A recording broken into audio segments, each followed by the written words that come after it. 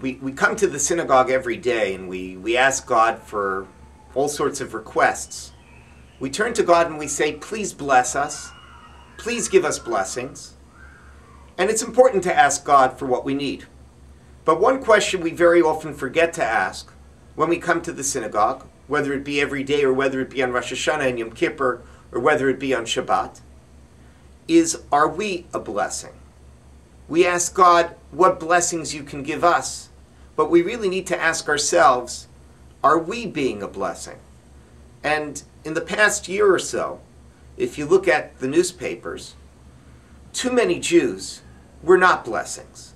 Whether it be, of course, the infamous Bernie Madoff, whether it be the operators of a slaughterhouse in Postville, Iowa, who were accused of abusing immigrant and child labor, whether it be a group of Syrian Jewish community rabbis who were implicated in a money laundering scandal, whether it be a group of rabbis out of Los Angeles who were implicated in a money laundering scandal, whether it be a religious woman who was caught in some particular fraud and had her rabbi come to court to testify that she couldn't wear an electronic monitoring ankle bracelet because she only wears skirts and it would be too obvious, and she couldn't wear pants to disguise the bracelet, and that would get in the way of her getting another job. We've gone through the previous year and we've looked at what's happened among various different Jews, and we've seen that we haven't been a blessing. We've actually desecrated God's name. And so the question remains. We come to synagogue to ask God for blessings, but we have to ask, am I a blessing? Are we being blessings for the world? And that actually is something that's most important for us to be.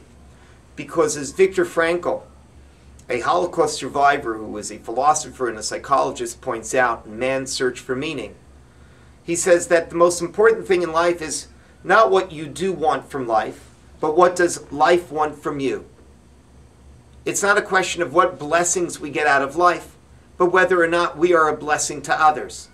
And that is actually, if you look at what God promises Abraham, and says to Abraham that you're going to become a great nation, and you're going to inhabit a land, the final and most important and significant blessing that he gives to Abraham is V'nivruchu b'cha kol mishpachot ha'adama.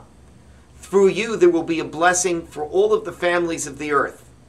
The highest blessing is to be a blessing for others. And it reminds me of an anecdote that Yigal Allon used to tell about himself, that when he was growing up in a small village in Israel, so there was a man who would, in the village, who would teach the children about various Jewish agadot, various Jewish legends. And he was telling Allon about the agadah, the legend, that actually the Messiah is alive and he lives at the gates of Rome.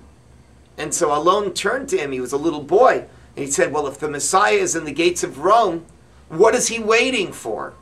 And the man looked at Yigal Allon and said, he's waiting for you. And that's precisely the point. The Messiah is here. He's waiting for all of us to be a blessing. We ask God for so many blessings. We simply need to ask ourselves for one. Am I a blessing to the world? Am I making a difference?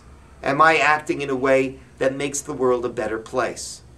If we are blessings, then we are truly Abraham's children. If we are blessings, then we will have brought the biggest blessing in our lives to be a blessing to others.